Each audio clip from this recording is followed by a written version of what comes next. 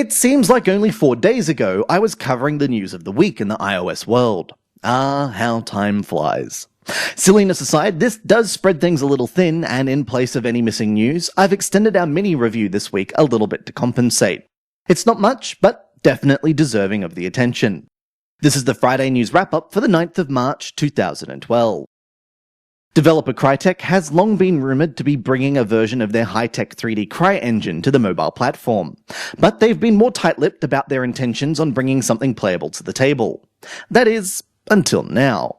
Unveiled at GDC, the developer is bringing out Fibble Flick Rock and Roll. Predictably, it's a physics-based puzzler, and no, it's not powered by the CryEngine, but yes, it does look pretty. With any luck, we'll see this release in spring. With titles like Jetpack Joyride and Whale Trail, amongst others, having already paved the way, AMA's Panic Flight seeks to extend the experience by packaging in a single-player mode that focuses more on skilled piloting than the usual endless gameplay. The game itself is slated to be free, with in-app purchases being used to modify the planes or provide perks such as larger fuel tanks. Interestingly, the game will be paired with the Papaya social gaming network, so those playing on iOS can still keep in touch with those on the Android platform. Panic Flight is scheduled for a spring release. I'd be surprised if you missed this tidbit, but over the weekend the App Store finally passed 25 billion downloads, with the 25 billionth download being a copy of Where's My Water Free by iOS user Chun-Li Fu. As congratulations, Chun-Li Fu was awarded with a $10,000 voucher for the App Store. What makes this particularly scary as a number is how it breaks down. The milestone was reached after 3 years, 7 months, and 23 days, which works out at roughly 19.2 million app downloads worldwide to reach the target. It's time to show my ignorance of the wider mobile gaming sphere, as I've not had any personal dealings with The Legend of Heroes: Trails in the Sky by Nihon Falcom and Xseed Games. But the news of it coming to the iOS platform has caused no small amount of ripples out in the gaming community. In an interview with Famitsu, it was said that the adaptation will not be a direct port of the PSP title, and may even include connectivity to the next major release in the series. More details as they're available. When it comes to presentation, developer Pickpock doesn't mess about. Vibrant, colourful, and exciting are generally always applicable to their work, with some efforts, such as their work on Monsters Ate My Condo, taking things to a whole new extreme level.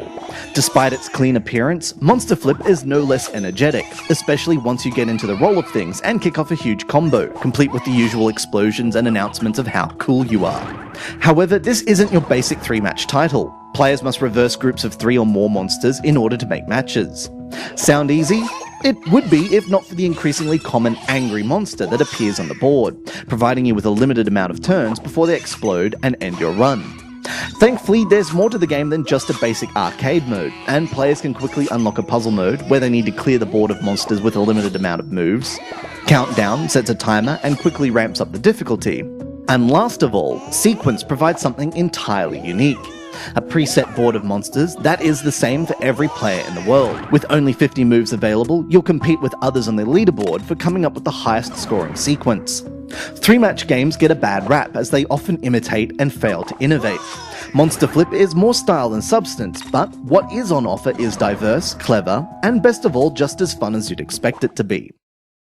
Some may be wondering what the game of the week is, and I'd be glad to let them know, but we're still in the process of covering important releases that need to be considered for the stamp of approval.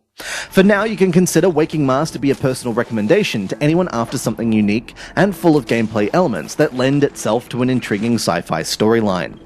Until next week, you can keep track of our news and reviews via Twitter or Facebook. As always, drop a comment below and feel free to like and subscribe to let us know we're loved. Have a great weekend.